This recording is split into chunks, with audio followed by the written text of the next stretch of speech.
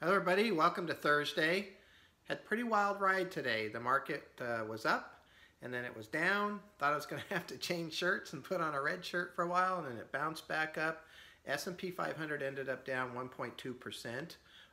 A couple of significant things happened today. Number one, unemployment was higher than expected. And so one of the things that I talked about, this is my opinion, but I feel like about 3/4 of the movement in the stock market over the long term has to do with what's happening in the future, in 6 months to 24 months from now, kind of depending on the situation. And the rest is dealing with current news and surprises one way or another about that news. So when you hear, unemployment was higher than expected, the market has already factored in a certain unemployment level, and when it's lower, it makes an adjustment. And so that's pretty much what we saw today. We did see it bounce off of the last support level that we have, which I think is really great. Matter of fact, the support levels have been unbelievably predictive so far.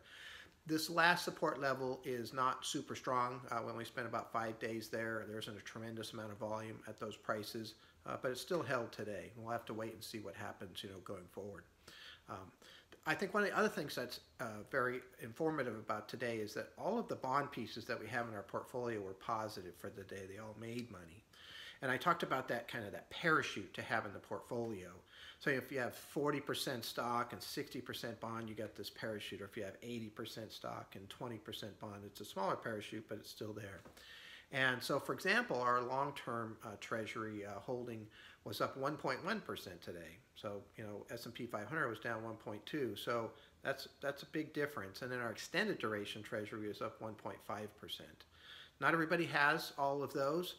Those longer-term and extended duration Treasuries are reserved more for the aggressive, more stock portfolios because they need more lift to offset the stocks when they do drop. But it worked today, and that's great. So I'm very happy with that.